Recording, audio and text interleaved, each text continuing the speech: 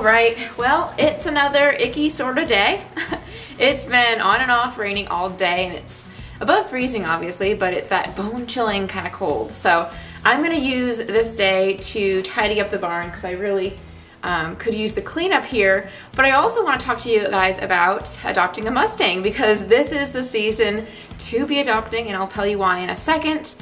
I've also had a lot of questions from people asking if I'm going to be adopting again because there are pickups coming up in Vermont and New Hampshire. So I want to talk to you guys about that, as well as if you're going to be adopting a Mustang, something that I have coming up. So anyway, I think what I'm going to do is pull the horses in because I like to clean when the horses are around me.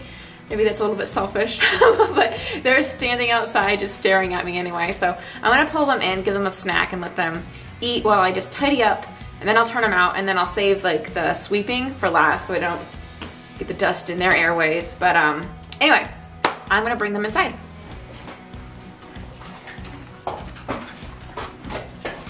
Oh, bag, take it now.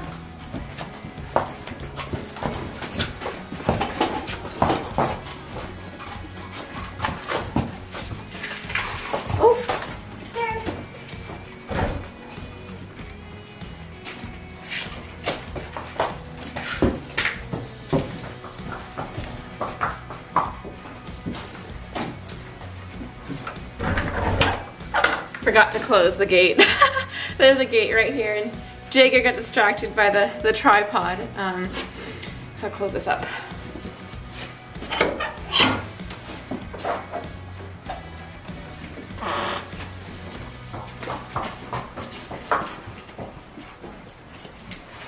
Alright, so Raven's still out in the pasture, and I'm just gonna leave her there because she can come in if she wants to. I'm gonna go and start filling up their outside water tanks. I'm not even gonna bother trying to film that because it's raining outside, but yeah.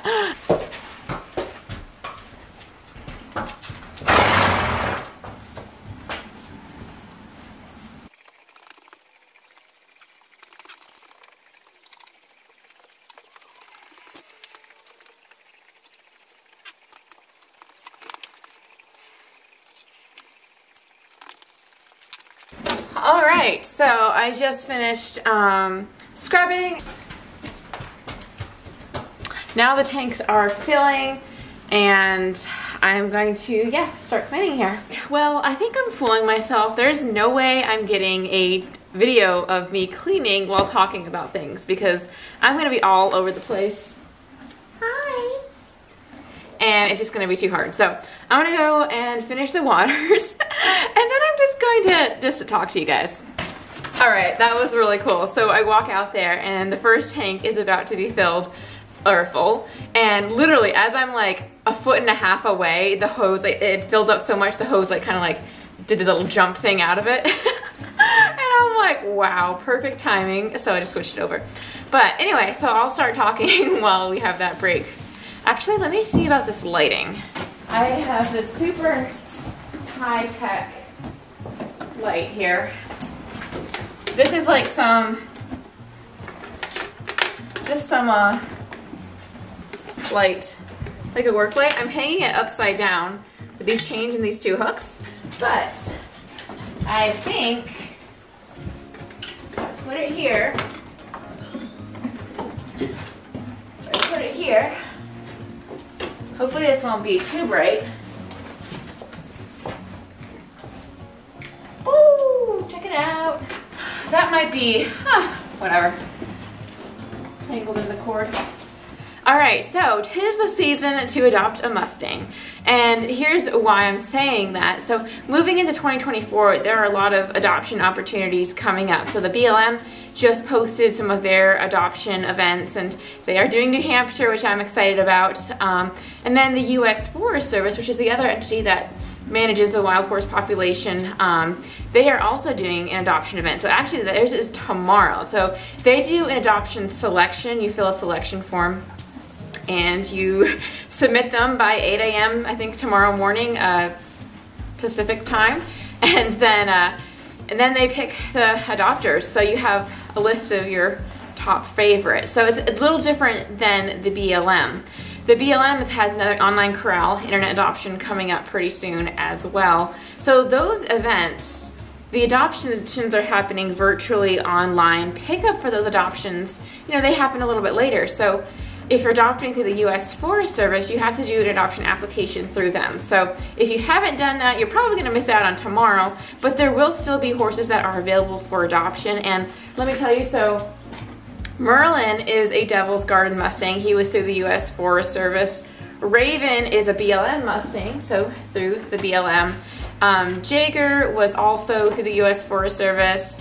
Sparrow is, Falcon was my other Mustang. So 4 of my Mustangs have been from the U.S. Forest Service, and the reason for that is one of the pickup sites is in Vermont. Raven I picked up in Pennsylvania, in Annville, and I believe that they are having that again this year. They've also got a New Hampshire pickup. So anyway, so lots of options for pickup coming, and especially if you're, I think it's more relevant for people up in the north because winter's just not a great time to get a horse, but moving into spring is, because you're gonna have spring, hopefully a good summer, and then fall and whatever your plans are. But it's a great time to be adopting right now. So the other thing about the U.S. Forest Service, I'll let Raven be in frame.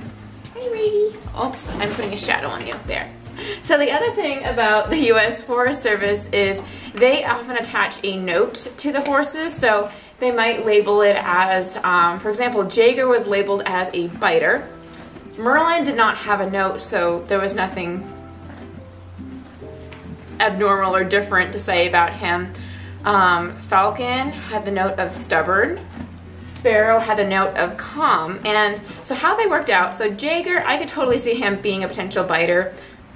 I'm guessing he got that note while he was in the chute and in a high stress. So they put the tag on, they do all this stuff while the horse is in a chute. I can totally see him potentially being a biter in that case, or maybe he was just biting the other horses and that's how they labeled it as a biter. But never with me. He's been the biggest love bug. So that label, I was nervous actually. I was nervous. I remember many sleepless nights worrying about him coming. I'm like, oh no, what did I sign up for? And it ended up being fine. And then Falcon was listed as stubborn. And again, I asked the question of how do you have a stubborn wild horse? And the Forest Service, I think it's a great thing that they do when they add those notes. I think it's actually really helpful, but they're just portraying experiences that they have. And my best guess is they had trouble moving him through the corrals, like maybe sorting. They had trouble with like getting him through the gates. Because they're wild, they're not trained. So how can you have a stubborn animal? So I'm guessing there was just difficulty in that. So he was confused. So Falcon, yeah, I think he probably just had a hard time moving through that chute. No, Falcon was great to work with. Sparrow was the only one that really did not fit her note. Calm is not how I would describe her. She was the most anxious among the horses, most fearful, and very distrusting. Just definitely not, yeah, I just didn't really see that calm in her. And I believe she might have been in the corrals, she might have been. But I kind of think that the trip was really, like the trip across the country, because she came in from California. I'm kind of thinking that might have been really traumatic for her. You know, she came from California. I think I know they offloaded along the way and then reloaded, which could be potentially stressful. That is stressful. But yeah, there's a lot of stuff that can go on in a several-day trip across the country. Hi, boopers. Hi. You guys are so cute. Anyway, the notes aren't meant to like foretell the horse's future. Like this is going to be a stubborn horse. This is going to be a biter. These are experiences that these horses are having in the corrals. They're untrained. They're unhandled.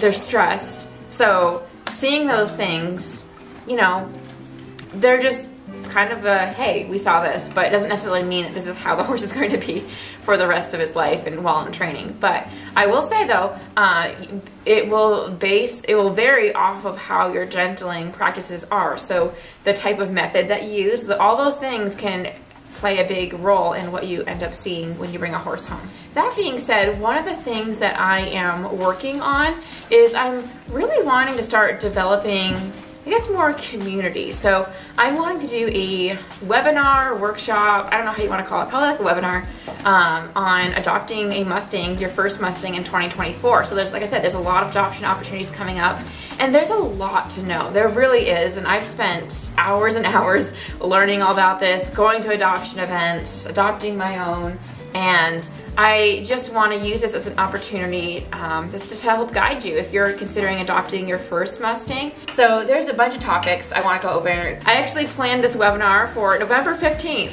I think it was. I just got really busy, so I wasn't able to make it, and I have to schedule it. I haven't announced the date just yet, but it will be very soon.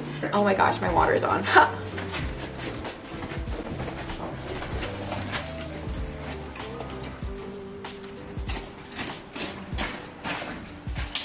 All right, wasn't quite so lucky that time, but I think it just barely started to overflow. But anyway, I think I caught it pretty fast. And then answering the question, am I going to be adopting coming up? Am I going to get another wild Mustang? Heck no. Heck no. Would I like to? Oh my gosh, you have no idea. I would love to start a gentung again. It's something I am really passionate about. I love it. I'm addicted, but I am devoted to my little herd here.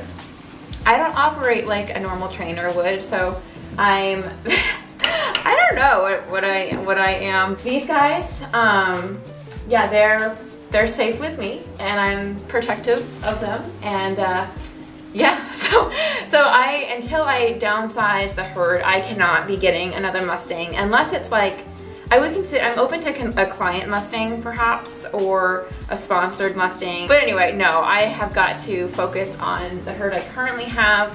Last year, or this past year, this has been a really rough year, a really awful year, to be honest, between like the weather, the flooding. There was like so much else like behind the scenes that was just going on, and just, I did not get the training that I wanted to done, which is unfortunate because in Vermont, you know, you spend all winter looking forward to summer, and that's what I did last year. I was like, oh, I can't wait for summer, I can't wait for summer, I can't wait for summer.